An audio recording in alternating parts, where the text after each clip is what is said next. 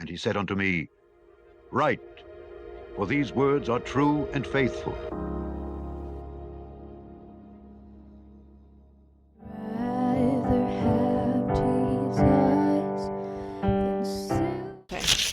We are on daily Bible reading number 20. We're going to read Genesis 27, Matthew 16, and Acts 14. So Genesis 27 in your King James version of the Bible. We're reading that first, Genesis 27.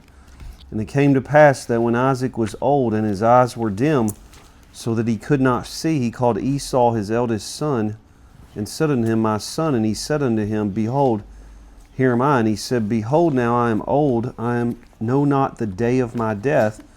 Now therefore take, I pray thee, thy weapons, thy quiver, and thy bow, and go out to the field, and take me some venison, and make me savory meat, such as I love, and bring it to me, that I may eat, that my soul may bless thee before I die. And Rebekah heard when Isaac spake to Esau his son. And Esau went to the field to hunt for venison, and to bring it. And Rebekah spake unto Jacob her son, saying, Behold, I heard thy father speak unto Esau thy brother, saying, Bring me venison, and make me savory meat, that I may eat, and bless thee before the Lord before my death.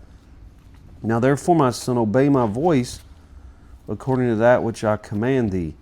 Go now to the flock, and fetch me from thence 2 good kids of the goats, and I will make them savory meat for thy father, such as he loveth, and thou shalt bring it to thy father, that he may eat, and that he may bless thee before his death. And Jacob said to Rebekah his mother, Behold, Esau my brother is a hairy man, and I am a smooth man. My father peradventure will fill me, and I shall seem to him as a deceiver, and I shall bring a curse upon me, and not a blessing.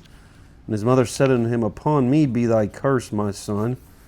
Only obey my voice, and go fetch me them. And he went and fetched and brought them to his mother, and his mother made savory meat, such as his father loved. And Rebekah took goodly raiment of her eldest son Esau, which were with her in the house, and put them upon Jacob her younger son. And she put the skins of the kids of the goats upon his hands and upon the smooth of his neck. And she gave the savory meat and the bread which she had prepared into the hand of her son Jacob. And he came unto his father and said, My father. And he said, Here am I. Who art thou, my son? And Jacob said unto his father, I am Esau thy firstborn. I have done according as thou badest me. Arise, I pray thee, sit and eat of my venison, that thy soul may bless me. And Isaac said unto his son, How is it that thou hast found it so quickly, my son? And he said, Because the Lord thy God brought it to me. And Isaac said unto Jacob, Come near, I pray thee, that I may feel thee, my son, whether thou be my very son Esau or not. And Jacob went near unto Isaac his father, and he felt him, and said, The voice is Jacob's voice, but the hands are the hands of Esau. And he discerned him not, because his hands were hairy as his brother Esau's hands. So he blessed him, and he said, Art thou my very son Esau? And he said, I am. And he said, Bring it near to me, and I will eat of my son's venison, that my soul may bless thee. And he brought it near to him, and he did eat, and he brought him wine, and he drank. And his father Isaac said unto him, Come near now, and kiss me, my son. And he came near and kissed him, and he smelled the smell of his raiment, and blessed him, and said, See, the smell, my son, is as the smell of a field which the Lord hath blessed. Therefore God give thee of the dew of heaven, and the fatness of the earth, and plenty of corn and wine. Let people serve thee, and nations bow down to thee. Be Lord over thy brethren. Let thy mother's sons bow down to thee. Cursed be every one that curseth thee, and blessed be he that blesseth thee. And it came to pass, as soon as Isaac had made an end of blessing Jacob, and Jacob was yet scarce gone out from the presence of Isaac his father, that Esau his brother came in from his hunting. And he also had made savory meat, and brought it unto his father, and said unto his father, Let my father arise, and eat of his son's venison, that thy soul may bless me. And Isaac his father said unto him, Who art thou? And he said, I am thy son, thy firstborn Esau. And Isaac trembled very exceedingly, and said, Who? Where is he that hath taken venison and brought it me? And I have eaten of all before thou camest, and have blessed him. Yea, and he shall be blessed. And when Esau heard the words of his father, he cried with a great and exceeding bitter cry, and said unto his father, Bless me, even me also, O my father. And he said, Thy brother came with subtlety, and hath taken away thy blessing. And he said, Is not he rightly named Jacob? For he hath supplanted me these 2 times. He took away my birthright, and behold, now he hath taken away my blessing. And he said, Hast thou not reserved a blessing for me? And Isaac answered and said unto Esau, Behold, I have made him thy lord, and all his brethren have I given to him for servants, and with corn and wine have I sustained him.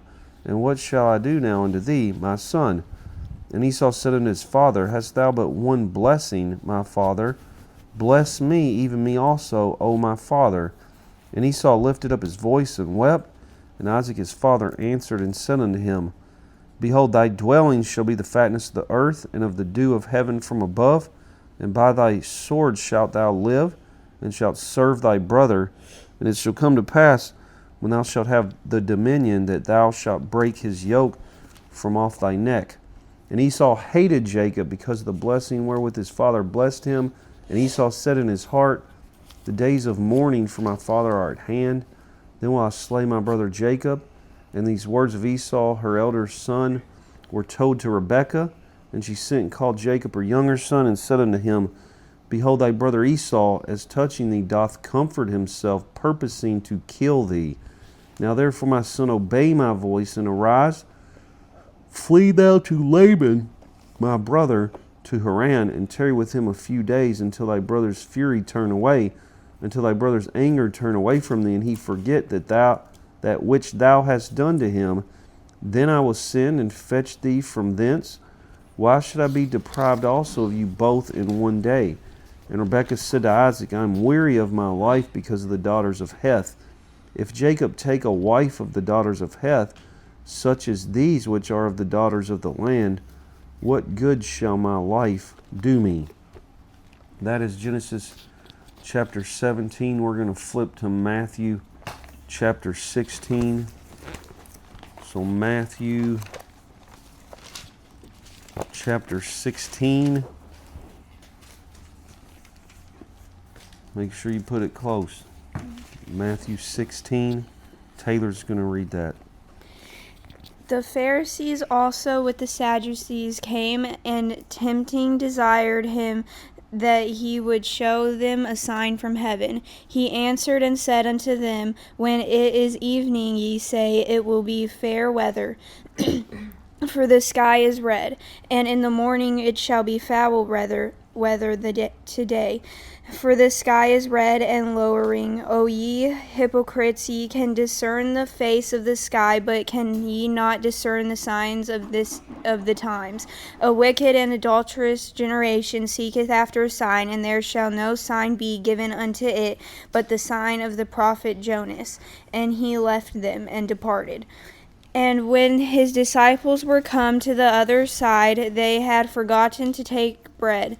Then Jesus said unto them, Take heed and beware of the leaven of the Pharisees and of the Sadducees. And they reasoned among themselves, saying, It is because we have taken no bread.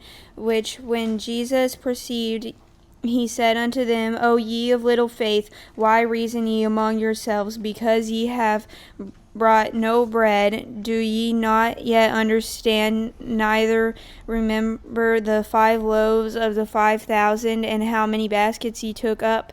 Neither the 7 loaves of the 4,000, and how many baskets ye took up? How is it that ye do not understand that I spake it not to you concerning bread, that ye should beware of the leaven of the Pharisees and of the Sadducees? Then understood they how that he bade them not beware of the leaven of bread, but of the doctrine of the Pharisees and of the Sadducees. When Jesus came into the coast of Caesarea Philippi, he asked his disciples, saying, Whom do men say that I, the Son of Man, am?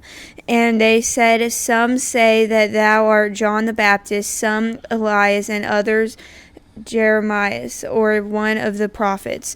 He saith unto them, But whom say ye that I am? And Simon Peter answered and said, Thou art the Christ, the Son of the living God. And Jesus answered and said unto him, Blessed art thou, Simon Bar-Jonah, for flesh and blood hath not revealed it unto thee, but my Father which is in heaven. And I say also unto thee that thou art Peter, and upon this rock I will build my church, and the gates of hell shall not prevail against it. And I will give unto thee the keys of the kingdom of heaven, and whatsoever thou shalt bind on earth shall be bound in heaven, and whatsoever thou shalt loose on earth shall be loosed in heaven. Then charged he his disciples that they should tell no man that he was Jesus the Christ. From that time forth began Jesus to show unto his disciples how that he must go unto Jerusalem and suffer many things of the elders and chief priests and scribes, and be killed, and be raised again the third day. Then Peter took him and began to rebuke him, saying, Be it far from thee, Lord, this shall not be unto thee. But he turned and said unto Peter, Get thee behind me, Satan, thou art an offense unto me, for thou savorest not the things that be of God, but those that be of men. Then said Jesus unto his disciples, If any man will come after me, let him deny himself, and take up his cross, and follow me. For whosoever will save his life shall lose it, and whosoever will lose his life for my sake shall find it. For what is a man profited if he shall gain the whole world and lose his own soul? Or what shall a man give in exchange for his soul? For the Son of Man shall come in the glory of his Father with his angels, and then he shall reward every man according to his works.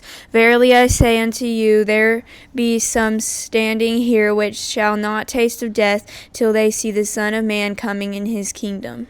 Good job. That was Matthew 16. We're going to flip to Acts chapter 14. So Acts chapter 14. I'm going to help Emma with this. Acts chapter 14. Go ahead, Emma. And it came to pass in the incoming Iconium that they went both together into the synagogue of the Jews, and so spake that a great multitude both of the Jews and also of the multitude Greeks believed. But the unbelieving Jews stirred up the Gentiles and made their minds evil affected against the brethren. Long time therefore abode they, speaking boldly in the world which in the Lord, which gave testimony unto the word of his grace, and granted signs and wonders to be done by their hands. But the multitude of the city was divided, and part held with the Jews, and part with the apostles. And when there was an assault made, both of the Gentiles and also of the Jews, with their rulers, to use them despitefully, and to stone them, and they were ware of it, and fled unto Lystra and Derbe, cities of Lycaonia, and unto the region that lieth around about, and there they preached the gospel. Good job. And there sat a certain man at Lystra, impotent in his feet, being a cripple from his mother's womb, who never had walked. The same heard Paul speak, who steadfastly beholding him and perceiving that he had faith to be healed, said with a loud voice, Stand upright on thy feet. And he leaped and walked. And when the people saw what Paul had done, they lifted up their voices, saying in the speech of Lycaonia, The gods are come down to us in the likeness of men. And they called Barnabas, Jupiter, and Paul, Mercurius, because he was the chief speaker. Then the priest of Jupiter, which was before their city, brought oxen and garlands unto the gates, and would have done sacrifice with the people, which when the apostles Barnabas and Paul heard of, they rent their clothes, and ran in among the people, crying out and saying, Sirs, why do ye these things? We also are men of like passions with you, and preach unto you that ye should turn from these vanities unto the living God, which made heaven and earth and the sea, and all things that are therein, who in times past suffered all nations to walk in their own ways. Nevertheless, he left not himself without witness, in that he did good, and gave us rain from heaven and fruitful seasons, filling our hearts with food and gladness. And with these sayings scarce restrained they the people, that they had not done sacrifice unto them. And there came thither certain Jews from Antioch and Iconium, who persuaded the people, and, having stoned Paul, drew him out of the city, supposing he had been dead. Howbeit, as the disciples stood round about him, he rose up and came into the city, and the next day he departed with Barnabas to Derbe. And when they had preached the gospel to that city, and had taught many, they returned again to Lystra, and to Iconium, and Antioch, confirming the souls of the disciples, and exhorting them to continue in the faith, and that we must through much tribulation enter into the kingdom of God. And when they had ordained them elders in every church, and had prayed with fasting, they commended them to the Lord, on whom they believed.